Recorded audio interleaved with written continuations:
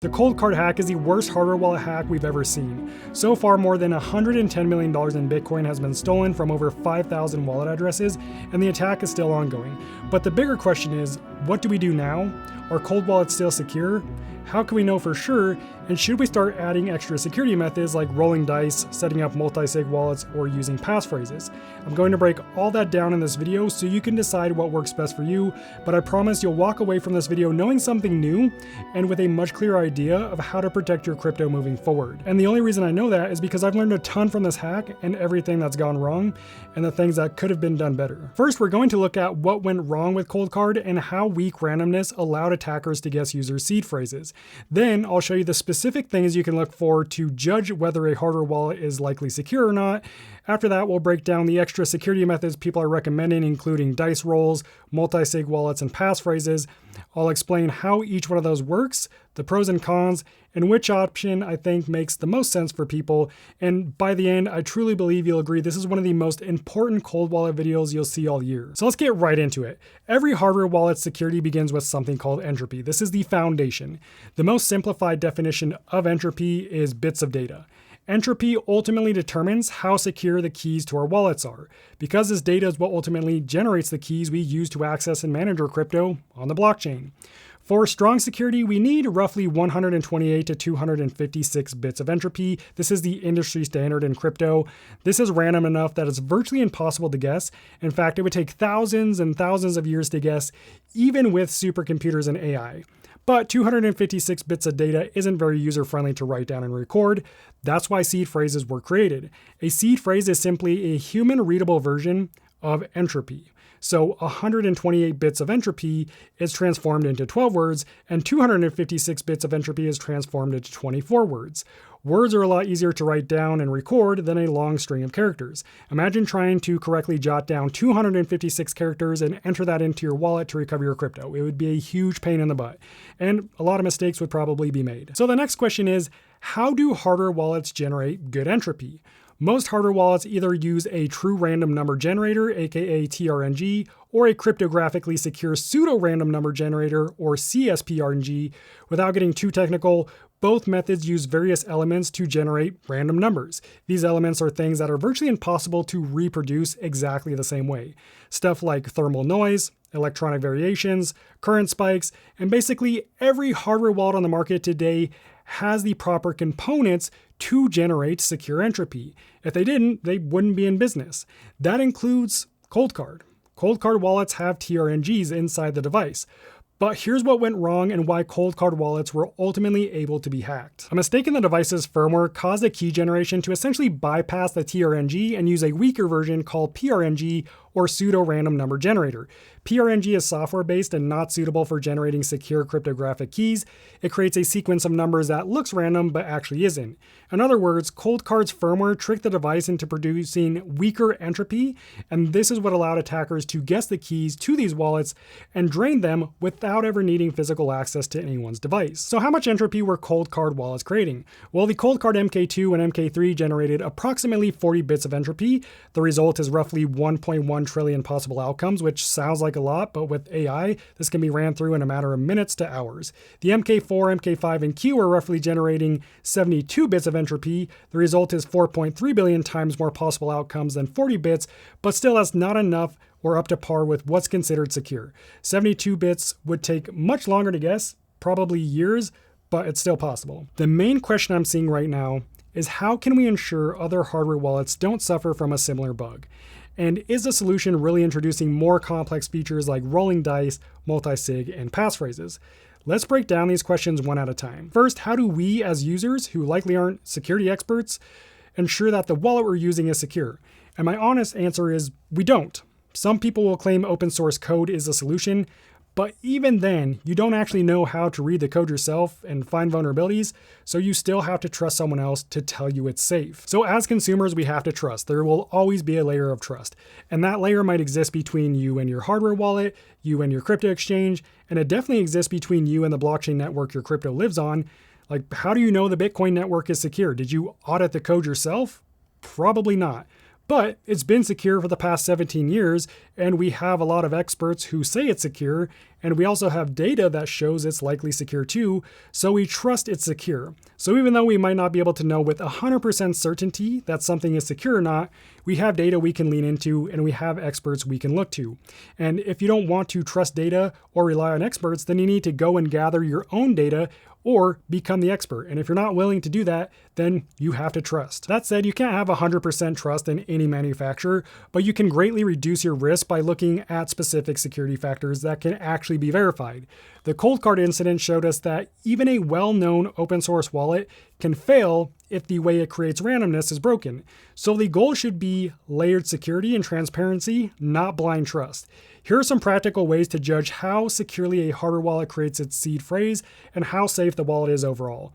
Number 1, choose a wallet that uses a secure element chip with an independent certification such as Common Criteria, EAL rating, or another respected security rating. The chip is usually what helps create the randomness used to generate your seed phrase, so you want the chip to be secure. EAL 5+ and EAL 6+ are the most common ratings you'll see in hardware wallets. These chips are considered bank grade and are specifically designed to protect sensitive information. These ratings mean that the chip has gone through serious testing and has been proving to withstand a certain level of attacks. Many wallets, including Ledger, Tangent, and Trezor, use EAL 5 and EAL 6+ rated secure chips. ColdCard is different though. The individual secure element chips used in ColdCard wallets do not have a traditional EAL certification found in these other hardware wallets. Instead, they use commercial-grade cryptographic companion chips rather than bank-grade smart card chips.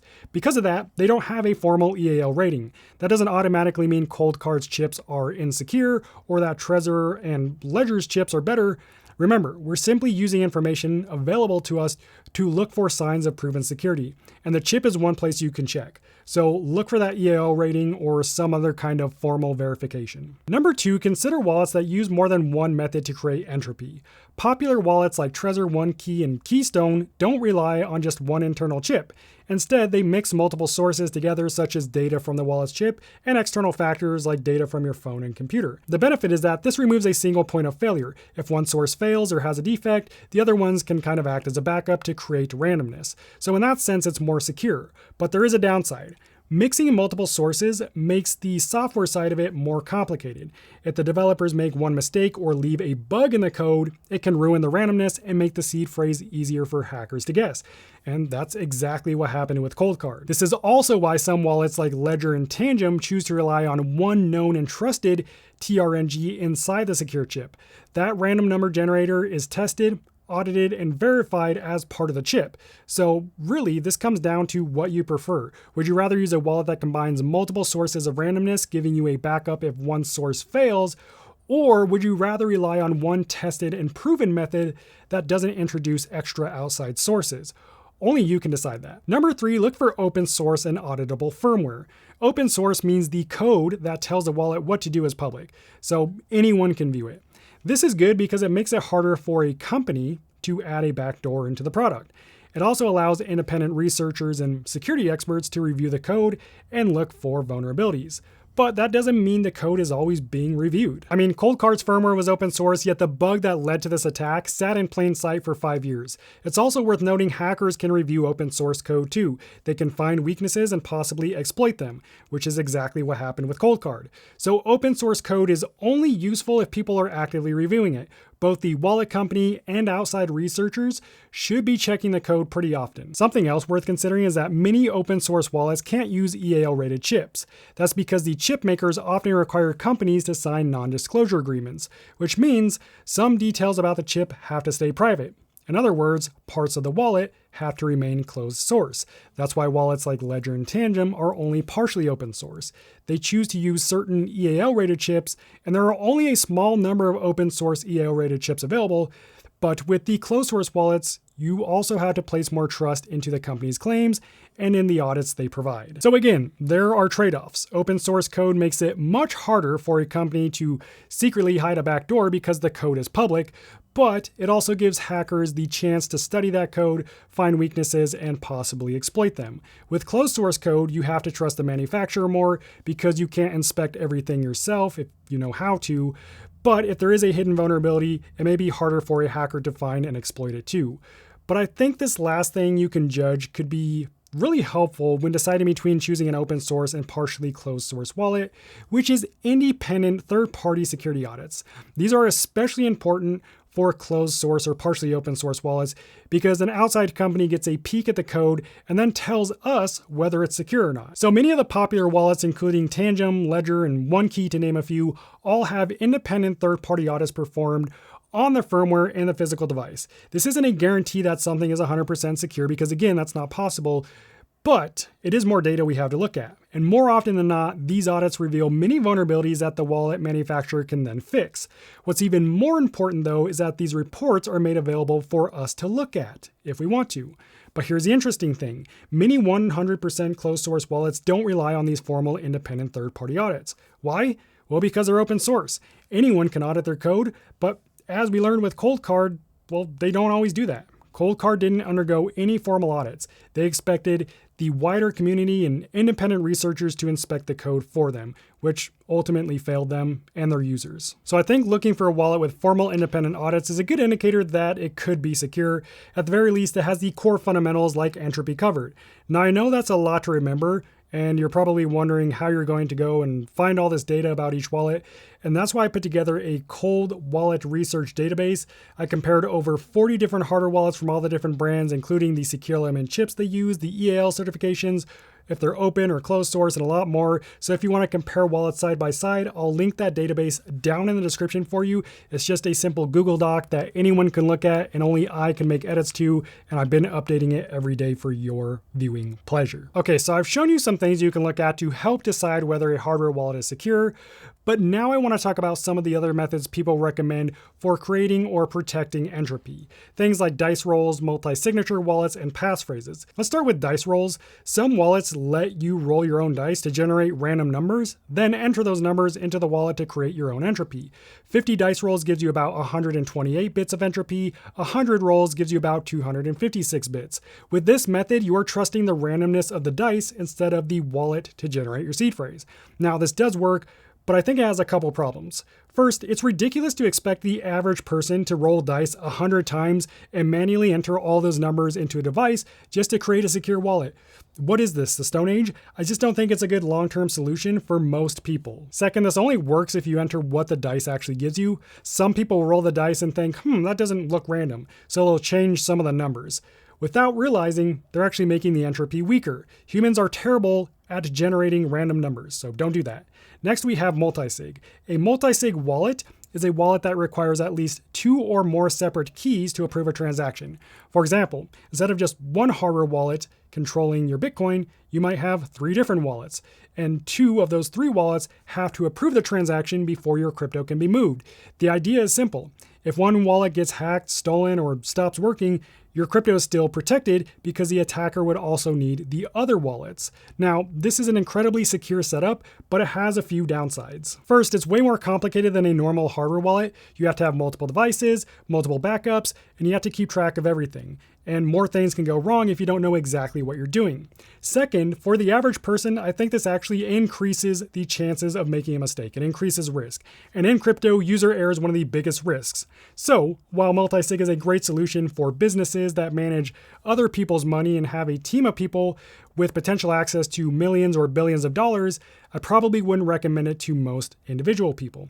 Also, it can introduce third-party risk, which is exactly what happened to Bybit. The multi-sig software they used was hacked and ended up signing away $1.5 billion, not knowing they were approving a transaction for the hacker. And third, we have the passphrase. This is the easiest method to implement out of the 3. It's quick, it doesn't add too much complexity, but it does require a huge amount of responsibility. A passphrase is simply an extra word or phrase that you create yourself and add to your standard 12 or 24 word seed phrase. Think of it like creating 2FA for your seed phrase. By doing this, you create a completely separate wallet that's hidden from the normal seed phrase wallet. So even if someone finds or guesses your seed phrase, they can't access your crypto in the passphrase wallet without also knowing the passphrase. Now, this method also has a couple things you need to keep in mind. First, you have to record your passphrase somewhere safe like you do your seed phrase. If you lose your passphrase and you still have your seed phrase, you can't access your passphrase wallet. That's not enough to recover it. You need both. Second, it only works if your passphrase is robust enough. We learned this the hard way through the ColdCard hack. It was reported that even some wallets using 2-word passphrases were still hacked because both the original entropy and passphrase entropy were so weak. So similar to creating a password, your passphrase should be robust. For most people, I think a passphrase is the best balance between security and simplicity. It can increase your security without adding the complexity of something like a multi-signature wallet. That said, it's not a requirement, especially if the wallet you use generates good entropy. That will take many thousands of years to guess. So if you just want to use a standard 12 or 24-word seed phrase, you can still do that with the right wallet. Something else I need to address is the recommendation to move your crypto to an exchange. This is irresponsible and just overall dumb advice. Let me explain why. For starters, let's not forget that hundreds of billions of dollars worth of Bitcoin has been stolen or frozen on exchanges. It far exceeds the ColdCard hack. Mt. Gox, Celsius, BlockFi, FTX, any of those ring a bell? Along with hundreds of other crypto exchanges that have shut down over the past 10 years. Secondly, how do you think crypto exchanges manage your funds? Maybe using a crypto wallet. One of the biggest crypto exchanges in the world, Bybit, literally uses Ledger hardware wallets as part of their security protocol for users' funds. So you can either keep your crypto in your own wallet where you maintain control and ownership, or you can send it to a company's wallet where you lose control and ownership. And you don't really gain much of anything else in return. That said, I am still very pro self-custody. I have zero crypto sitting on exchanges. I keep everything in cold storage, and that's not changing because one company messed up. That said, if you're looking for a secure wallet that's also easy to use, watch my cold wallet tier list breakdown next. I'll meet you over there. God bless.